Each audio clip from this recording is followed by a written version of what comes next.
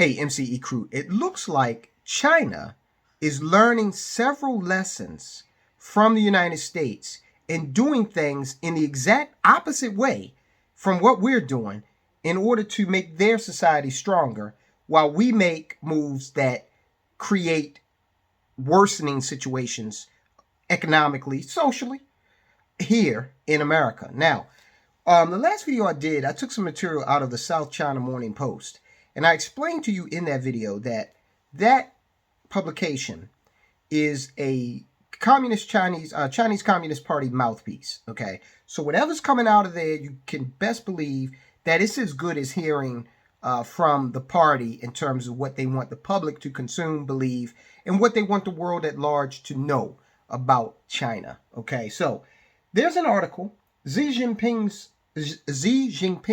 says China must be self-sufficient in energy, food, and minerals amid global challenges. Now, let's just handle that headline for a second. First thing he says is they need to be self-sufficient in energy. Now, let's compare that to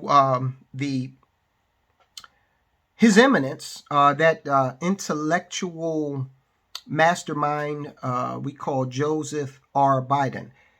He's shutting down pipelines here in America, abdicating our energy independence and putting it in the hands of other nations like the OPEC nations, including Saudi Arabia. And while right now we seem to be on good terms with them, still, God bless the child that's got his own, right? And we do have our own in terms of these energy resources.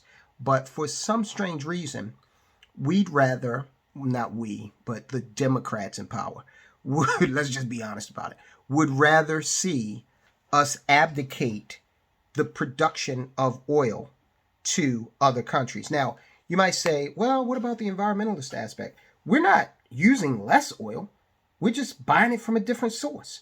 We do live on the same planet, right? So it's not like if we don't do it here, that's going to have some marketably, incredibly positive effect on the planet as a whole. It's just coming from over there, okay? So China is saying, nope, we're not going to do that. We're going to be as energy independent as possible. China needs to establish a strategic baseline for key primary commodities, such as energy, grains, and minerals, Xi Jinping says. Resource shortages could turn into a, quote, gray rhino, unquote, risk, an obvious yet ignored threat for the world's number 2 economy, policymakers say. Now, let's go through here. And they do a lot of reiteration in the South China Morning Post. That's smart from the standpoint of wanting to drill something home. Rule of 7 type thinking where, they say it enough times and you just start to believe it. United States does the same kind of thing. As I said, this is why I don't watch the news. I can actually form critical thoughts on my own and, take information, examine it objectively and all that. But I maintain, when you watch the news, they've set themselves up as the authorities to think for you. They're not trying to inform you. They're telling you how to think in most cases. And that is why I don't watch it. And I encourage you not to either. Anything you want to know, for the most part, is out there. I'm reading a Chinese newspaper right now, okay? At the Central Economic Work Conference last week, Beijing identified secure supply of primary goods such as agricultural products, minerals, and energy as one of 5 significant theoretical and practical issues to prepare for amid the COVID-19 panic and the changing international relations. So what China is saying with that is, you know what? We don't want to have to rely on anybody. We want to have our own thing going on over here so that we don't have to rely on, you over there or you over there. And furthermore, when they have a more of a self-sufficient nation, that means that they don't have to engage in certain aspects of diplomacy because there's nothing you can hold over their head. In the last video, what we did. We looked at how Russia and China are both teaming up economically to start World War III on America. And if we don't get our shit together, they're going to crush us economically. And then we won't be something that they have to worry about. The Chinese typically think in very long-term ways. So this is not something like, we did shock and awe, and they televised it, and it was like, hey, it's been 3 hours. Why isn't this war won? The Chinese typically do not think like that. You have to understand, this is a culture that is thousands of years old. Okay? And they're patient. So, and very, very strategic, right? And these are all things that we seem to be lacking these days. I'm going to call a spade a spade. Establishing a comprehensive comprehensive conservation strategy was also needed to prevent resource shortages, which turn into a great rhino risk, an obvious yet ignored threat, again with the reiteration. While China can meet its commodity needs from both foreign and domestic markets, the government must establish a, quote, safety line, unquote, for the size of imports that cannot be exceeded. Now, they said energy. The other thing they said was food. Now, you look at what's going on in some areas of this country where we just got a sub from Jimmy John's, okay? Bread was this thin. I mean, it was noticeable. Ton of lettuce on it, okay? And the meat, when I picked up mine, because my wife, she bought me one too. And when I picked up the sandwich, I'm like, wow, it's kind of light. And now I know why, okay? So we're starting to see in this country shortages of different types of foods, certain areas. Now, we live in a port area, so we've gotten, we haven't felt the brunt. Baltimore has a port, and so goods flow into this area. But there are some areas of the country where, shortages are being experienced in food. China's saying we want no parts of that. We want to be able to have, food self-sufficiency. We should make clear the strategic baseline for self-sufficiency in key energy resources. Xi was quoted as saying at the annual tone-setting economic conference, according to an article published in the party-run People's Daily on Sunday. Dependence on foreign iron ore has also drawn rising attention due to ongoing trade friction with Australia. So they're looking around the world and saying, anywhere where we're getting static on these things that we need, we're going to figure out a way to either get that from a really friendly source or source that we are doing this economic colonization with, maybe, like the Congo. China has gone through Africa, and they're engaging in economic colonialism. And they're making these deals that certain African nations and South Pacific nations can't get out from under. Okay, they're very well structured in favor of China. And they're going to resource-rich areas. So they're going to either approach countries that they are on great diplomatic terms with, such as Russia.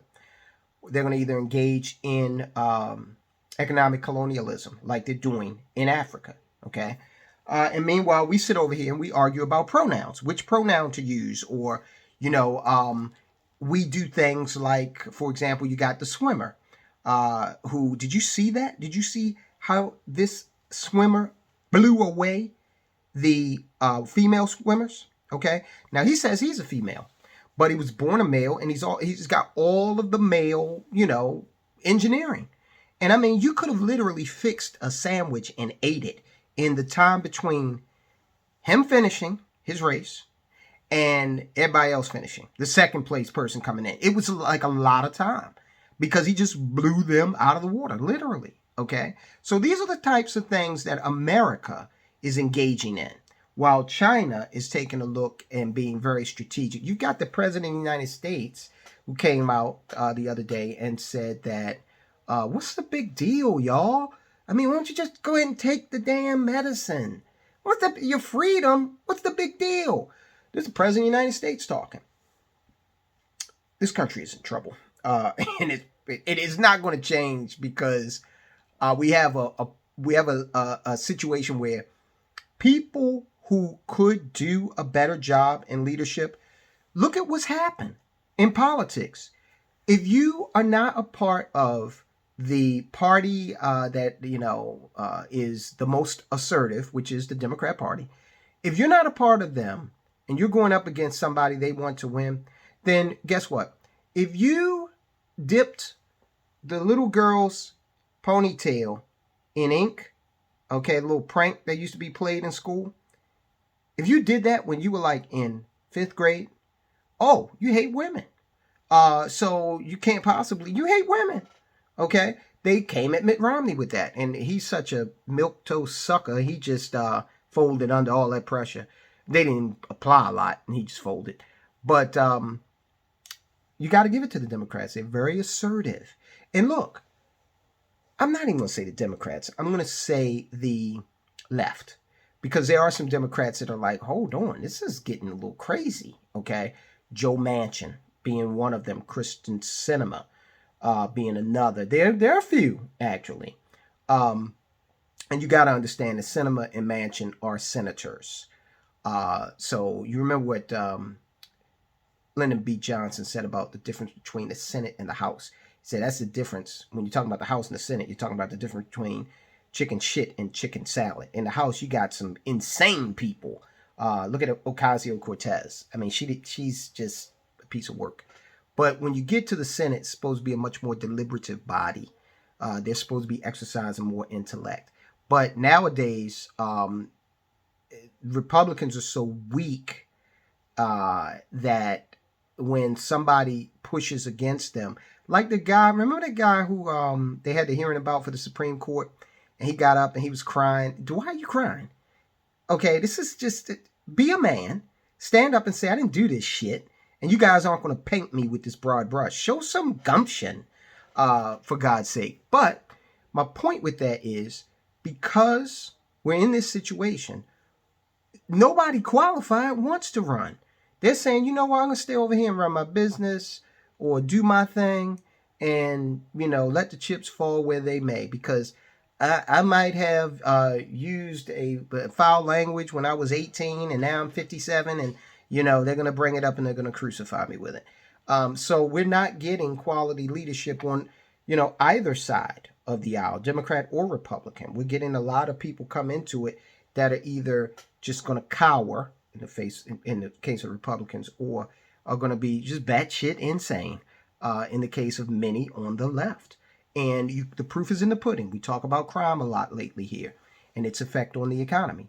And you can see those liberal policies have taken us in that direction to where London Breed, the San Francisco mayor, she is just sick and tired of it. But hey, Mayor Breed, you helped create the situation, okay? So now it's going to take a Herculean effort to reverse course. So China, on the other hand, back to old China, they're saying, you know what? Forget these crazy nations out here and all these little ideas they got about how we should run stuff. And look, I totally disagree with China on their human rights violations. But you know what? America has some human rights violations as well. Okay. We are in a situation right now where we're letting politics interfere with the justice system, with economic opportunity. It's getting really, really scary out here in many ways. And I'm not here to bring you doom and gloom. I'm here to bring you solutions. So we need to understand that we, as a country, also need to be more self-sufficient. We need to press to have oil and gas resources here in America, okay?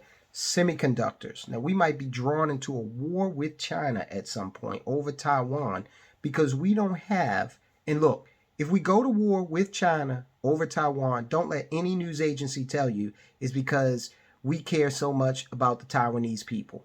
That's a lie. Everything's about money, okay? And so what this would be is America fighting for the semiconductor industry in Taiwan.